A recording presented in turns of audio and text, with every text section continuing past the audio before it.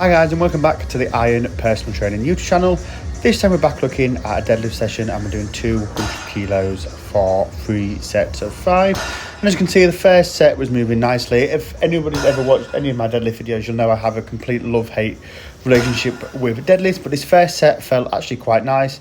I was quite happy. Definitely felt like I had a good setup. Coming on, this is the third set now, and these first 2 reps were rubbish basically. So as you can see here, I don't know if you can see from the video, but I'm basically leant quite far over the bar, and I've not put my heels, the weight back into my heels. So what you want to do when you're deadlifting to get the most out of it is you want to almost use the deadlift bar as a counterweight against you. So it almost doesn't feel like the bar is stopping you falling over. And you can see I do that in this third rep here, and it moves much nicer than the third two, even though I'm feeling that fatigue.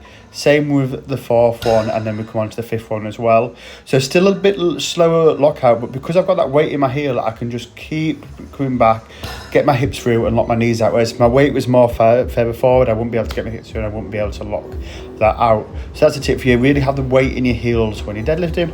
And then came on to some Dylan deadlifts, 110 kilos, 3 sets of 10. Just trying to get that nice lockout speed, focus on thrusting my hips through, get that nice snappy lockout. Dimmels are a great way, if you do have a poor lockout, are a great way of training your lockout as well if you've not done them before. Kind of an exercise a lot of people don't know about, but definitely worth giving them a go.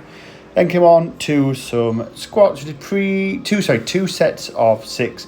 They were meant to be tempo squats, but watching this video back, the descent wasn't very slow. I have quite a slow eccentric part of a motion on a squat anyway. I like to keep nice and controlled.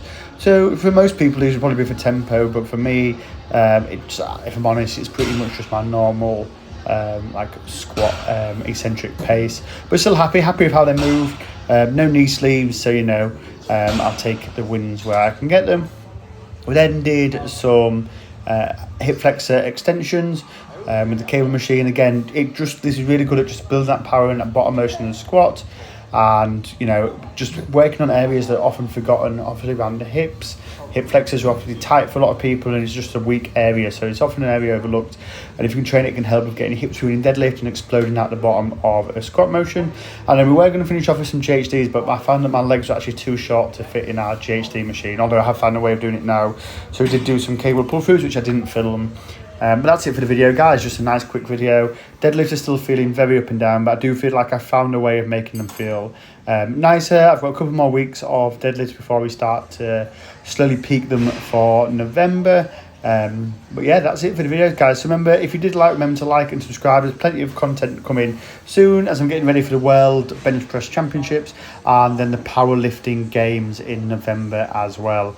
So definitely plenty to keep in tune for. If you do have any questions, leave them in the comments below or use the link in the description to ask me anything on my Instagram.